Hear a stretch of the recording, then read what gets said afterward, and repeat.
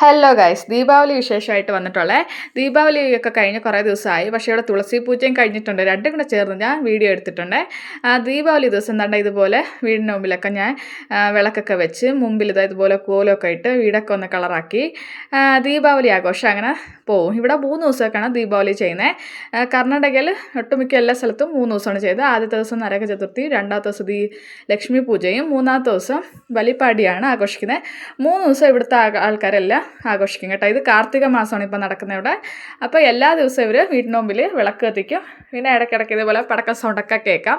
ദീപാവലിയുടെ 3 ദിവസം മാത്രം തകർത്ത് പടക്കടിയാണ്. ഞാൻ ഇതുപോലെ വീടൊക്കെ അകത്ത് അലങ്കരിച്ച് ഞങ്ങൾ റെഡിയായി ഇതുപോലെ ഫോട്ടോയൊക്കെ എടുത്ത് നമ്മൾ ആഘോഷിക്കും. സ്വീറ്റ്സൊക്കെ ചെയ്യും കേട്ടോ. ബാൽക്കണി ഏരിയയിൽ ഇതാണ്ട് ഇതുപോലെയൊക്കെ ലൈറ്റ് അറേഞ്ച്മെൻ്റ് ഒക്കെ ചെയ്തിട്ടുണ്ട്. അപ്പോൾ എന്താ വീടൊരു കളറാകുമ്പോൾ നമുക്കൊരു സന്തോഷമില്ല. അപ്പോഴാണ് ഒരു ഫെസ്റ്റീവ് മൂഡ് വരുന്നത്. മുമ്പിൽ ഇതുപോലെ ലൈറ്റ് മേടിച്ചിട്ടുണ്ട്.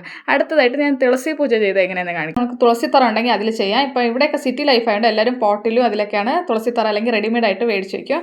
അതിൽ നമ്മൾ ദണ്ട നെല്ലിച്ചെടിയുടെ ഒരു കമ്പും കൂടെ ചേർത്ത് കെട്ടിയിട്ട് കല്യാണമായിട്ട് നടത്തുന്നത് കേട്ടോ. ഈ നെല്ലിയുടെ ഒരു ചെറിയ കമ്പിന് തന്നെ 30 രൂപ 50 രൂപയൊക്കെ കൊടുക്കണം ഈ സമയത്ത്. ഇതൊന്നും നമുക്ക് ഇത് നാട്ടിലൊക്കെ ആണെങ്കിൽ ഇഷ്ടം പോലെ അല്ലേ. ഇവിടെ നമ്മളിതൊക്കെ മേടിച്ചാണ് ഇവിടെ എല്ലാവരും പൂജ ചെയ്യുന്നത്.